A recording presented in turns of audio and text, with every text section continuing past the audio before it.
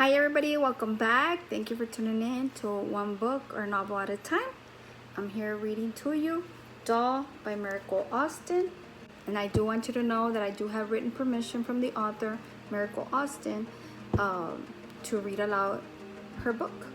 On April 3rd, she granted me written permission to do these read alouds for you all. So thank you for that, Miracle Austin. Just know that we cannot make copies of the chapters. We cannot do several things because of copyright law. And that is why a lot of the authors do require written permission to do several things with their books. So just wanted to let you know, I do have her permission. April 3rd, she granted me written permission to do the read alouds and even do screencasts of her chapters. But now I'm doing these face-to-face read alouds. So with that, I will continue. Chapter 17. When I woke up, over 2 hours had passed and Sari and Opal weren't in the parked car. I pushed myself up, rubbed my eyes with my hand, and grabbed my sunglasses out of my backpack's side pocket. The sun was shining directly in my eyes. I opened the door and rested my long legs and feet onto the pavement. I looked up and noticed that we had stopped at a local gas station. A battered mild sign about 15 feet away from me read 45 miles to Monroe Creek. I figured that the girls had stopped for gas, a bathroom break, and snacks. I stood up to stretch. I dug a peppermint out of my pocket and popped it in my mouth. The traffic was busy and steady. I stood up and reached behind me to shut the door. I leaned up against the car to wait for the girls to return. I saw that the car keys were still dangling from the ignition and shook my head.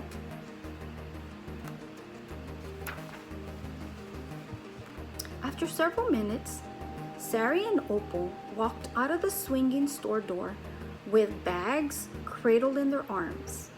"Hey there, sleepyhead. I thought I might have to find Lisette's place on my own," Sari said. She walked up to me and threw her arms around my neck. I pulled her closer and placed my mouth onto hers to give her a kiss. "Wow, Tomie, where did that come from?" Sari asked. "What?" "No, what?" She laughed and ran both her hands through my hair. "You driving now?" Sari asked. "Yeah, let me go to the bathroom, okay? Did you get some good stuff out of there?" I asked. "Some chips, jerky strips, more waters, and sodas," Sari shared. Opal found her way to the back seat. Once I went to the bathroom and splashed some water on my face, I felt really refreshed and ready to drive us on in. I walked out of the swinging door. Sari was already in the car. I leaned into the driver's side window. "Sari, did you fill up?" "I was about to until you distracted me," she giggled. "Opal, can you toss me my backpack up here?" I asked. "Oh, I got it. Here, use my card," Opal said. I looked at Sari. She shrugged her shoulders. "Thanks," I said, and Sari murmured the same. I swiped her card and pumped the gas. I noticed an older blue truck at the next pump. An older man, probably in his 80s, with a drooping mouth, sat on the passenger side. He glared at me and spat out a big wad of tobacco towards me, barely missing my chest. I almost said something, but Sari requested that we get going, so I placed the gas pump back in its place. The old man watched every move I made until I was sitting inside the car again. I reached back towards Opal to return her card. I started the car and placed it in gear, then drove away from the gas station. "What was that all about?" Opal asked. "Some people are just," Sari said in a low tone. She left it at that. I turned on the radio and picked up a jazz station that had a Caribbean vibe to it. We passed a few plantation houses, both houses, and several weeping willows. I think I even saw an alligator crossing the road up ahead. It was pretty warm that day. I turned off onto a long gravel road and drove almost 20 minutes until we ran into marshy land and rows of tall trees with hanging moss that looked as if little kids had tossed it up to drape across the branches of the trees. The moss was long and blew high in the breeze. We drove through a thick moss curtain. It reminded me of the long rubber strips swishing back and forth in a car wash. Sari jumped and scooted closer to me, grabbing my arm tight. I smiled. "How much further, Tomie?" Sari whimpered. "I think maybe another 10 minutes. We should be there," I said. The roads to Lisette's house were like a mini maze. Her house was hidden deep in the bayou. She never liked the city and decided to remain in the house where her grandmother had lived. It was well worth it being out in the middle of nowhere since the place had central heat and air. There were no other houses in sight. If someone wanted to get rid of anyone without a trace, then this would be the perfect place to do it. We drove down a muddy road for a bit until I finally came upon a gray wooden house with a high roof and forest green trimming. A line of hot pink, deep purple, and yellow flowers decorated the beautiful landscape around the house, and tall willow trees cascaded over the house to provide fantastic shade. There was a narrow driveway. I pulled up and parked as soon as I opened the door. A warm aroma of cooking crabs, shrimp, sausage, okra, crawfish, onions, and cayenne pepper met my nose, causing my mouth to salivate some. I knew exactly what Lisette was brewing up. "Wow, what is that smell?" Sari asked. "Old-fashioned gumbo," I said. "What's gumbo?" Sari asked. "A fantastic and original seafood dish well known in Louisiana and the South. Wait until you taste some. You'll never be the same." I smiled. We all stepped out of the car. I grabbed mine and Sari's bags and tossed them over my shoulders. I wrapped my arms loosely around Sari's neck. Opal walked in front of us, and I grabbed her overnight bag out of her hand too. We walked up about 10 steep steps before reaching the door. As soon as I reached to touch the raven-shaped bronze door handle, the door opened all by itself with a slight creaking sound. That's the end of chapter 17. Chapter 18. The gumbo aroma intensified and danced all around the house. There were large windows with various sizes of colored candles decorating the inner window frames and high bookshelves against the walls. The ceilings were higher than I would have imagined, and the entire house was pretty spacious. Purples, blacks, and reds dominated the interior colors. Lisette greeted us in the living room. She was tall with radiant burgundy hair that fell in loose curls to rest right above her full chest. Black highlights ran through her hair in various places. Her heart-shaped lips were painted with deep orchid lipstick, and she wore a thin layer of gloss on top. Her emerald eyes were painted with black and hot pink eyeshadow. She had an electric blue eyeliner above and beneath her eyes. Hot pink glitter blush blended downward on both of her high cheekbones. She wore a fitted long red skirt that resembled a mermaid's tail, with multiple open slits at the ends, and a silver link belt double wrapped around her slender waist.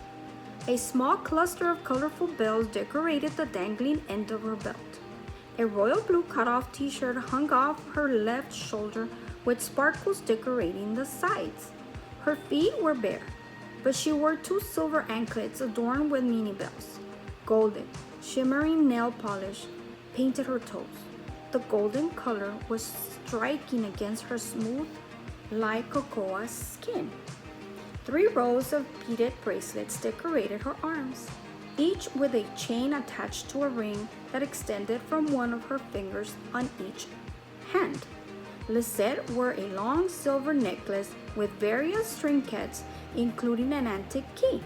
Her long chain earrings had a mix of colored beads on the end. They rocked back and forth with every move she made. The earrings' reflections danced on the ceilings. The faint scent of jungle gardenia exuded from her. She pulled her hair back and tied it up in a twisty style. "Tomie, it's been a bit since I've seen you last," she said. "Yeah, I know. Busy with school and all. Good to see you, Lisette," I said as I stepped up to hug her. "Lisette, this is..." I barely said before she answered, "You must be Sari. And you're Opal," she said. She hugged both of them in turn as she said their names. "Please, do sit down and make yourselves comfortable. Would any of you like something to drink? Dinner will be ready shortly." "Sure," I said. She walked back into the kitchen and returned with a tray of cold bottles of water, juice, and soda. She sat the tray down for us to choose from it. We all took a drink from the tray. "Thank you, Lisette," I said. Sari hurried to thank her as well. Lisette picked up a sparkling water, untwisted the bottle cap quickly, and took a small swig. "So, Tomie, how is your dad?"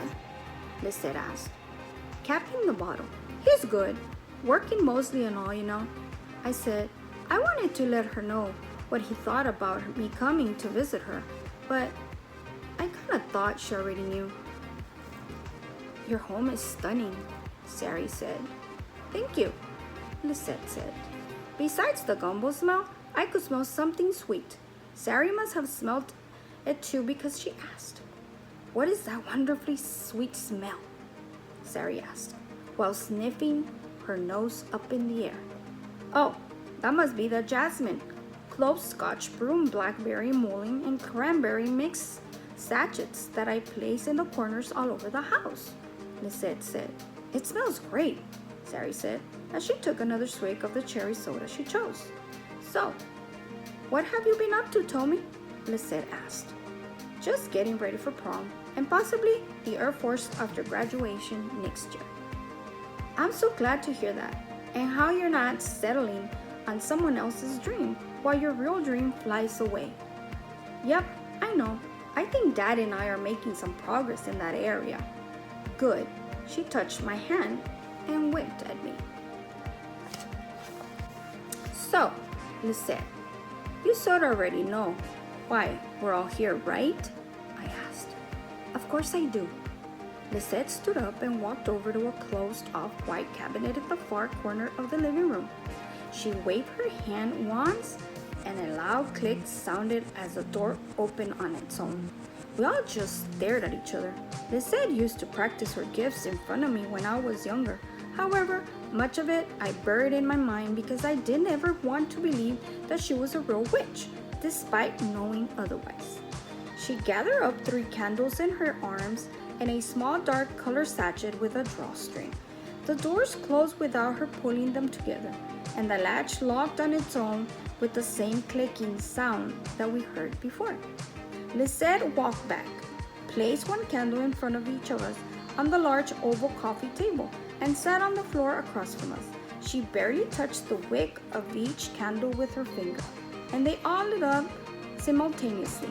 "Oh my gosh, it really is true. She's a real..." Sari whispered to me in a faint voice. "That I'm a witch," Lisette said, with a smile on her face. "You heard me. Hope I didn't offend you," Sari said while blushing. "Do you have a black cat and a broomstick that can fly, like in the movies and on the old sitcom on Channel 23? "Yes, I heard you whisper, and no, you didn't offend. I'm what I am, truly am. I come from a long line of witches, and I'm very proud of my heritage. There's nothing you could say that would offend me." "No, I don't have a black cat at the moment. I used to, and her name was Tattle. As for the broomstick, yes, I have one, and I use it mostly to sweep the floors. I can do something way cooler than flying," Lisette whispered and smiled even wider. She opened the sachet bag and poured the contents out into the palm of her hand. They looked like shiny, bone-colored rocks and other eccentric chipped pieces. She asked each of us to touch the mixture. We all did. Once we completed the task, she spilled the rocks from her hand onto the middle of table. They fell down randomly, making an arrow-like shape pointing towards Opal. Lisette paused for several seconds and stared at Opal. Opal, are you going to tell them? Lisette asked. Opal stared down at the arrow on the table for a few minutes before responding. And that is the end of chapter 18. Chapter 19.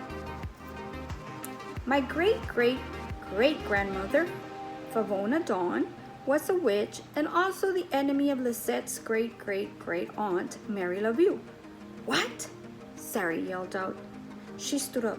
I can't believe that you've been holding that back from us. That's how you knew about all of this when we were at the lake. She started pacing back and forth. You've known about this world and never mentioned it once, Opal, I yelled. I never received the gift. I've been studying and doing my research. When I found out that night at the lake that you had a direct line to Mary LaView through your cousin Lisette, I knew that you were my answer to my constant pepper itch.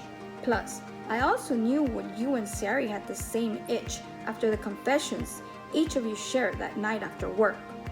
Opal, you could have told us about your family history and late-night research. Wow, Sari shouted, still pacing. I wanted to, but I had to be sure. Sure about what? I barked. That you both would be open to my background. I didn't want you both to think I was weirder than I am already. Opal, you gotta be kidding me. We wouldn't think that of you, Sari yelled. Sari ceased her pacing and sat back down. Scooting closer to me, I held her hand.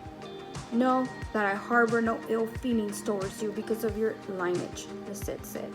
That's good to know, because I don't possess the gift anyhow, Opal whimpered. Me too, I was definitely skipped. No magic or crazy witchy powers in these fingers, I whispered, holding up both hands and wiggling my fingers all around and making spooky-like whistling sounds. Don't count yourselves out yet. Some witches, and yes, warlocks, have been late bloomers. I didn't present any signs until late in my 13th year. 7 years old is the average witch or warlock revealing age, Lisette said. I'm way past both. Kinda glad because I wouldn't want to get the curse. The curse skipped my late mom too. Who told you that, Tomie? Lisette asked. It's not a curse, by the way. Dad, why? I asked. Excuse me, ladies. I need to have a private word with Tomie outside. We'll be back soon. There's some snacks in the fridge, so help yourselves, Lisette said. We both stood up and walked out of the living room, in the kitchen, and out the back door. She waved me on to follow her down a little path towards the gazebo. We both sat down. With that, I will conclude the readings for these 3 chapters. Thank you for listening. Don't forget to click, follow, and subscribe to one book or novel at a time. Thank you for listening and have a great day.